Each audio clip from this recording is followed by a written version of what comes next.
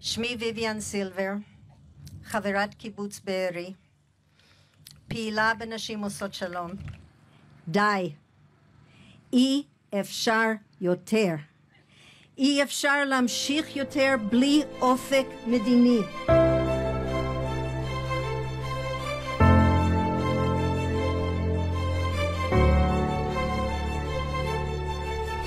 מותך ויויאן מותיר חלל גדול בלב כולנו, ואנחנו כאן נציין את יום הולדתך. אבל אמא שלי תמיד ראתה וידעה והרגישה. ראתה את הגיהנום שמתפתח במקביל לגן העדן. הרגישה את הכאב האוניברסלי של אובדן ופחד, וידעה שהאפשרות היחידה שלנו לחיות בביטחון ורווחה הוא השלום.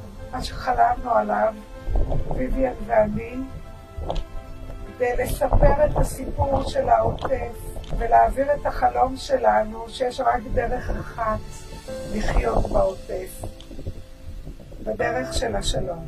קשה לחוות את התחושה שהמדינה שלי מקריבה את האזור שלנו. דבר אחד שהיא תמיד אמרה לי, אבל אין ברירה. תני לי משהו אחר שיעבוד, אני אעשה מה שתגיד. אבל כל עוד אני לא מוצאת משהו אחר, אני ממשיכה לעשות את זה. ואי אפשר לוותר. בואו נעשה את זה. מגיע לכולנו חיים טובים יותר.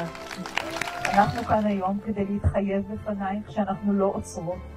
אנחנו כאן היום כדי להבטיח לך ולעולם כולו. אנחנו ממשיכות בדרכך.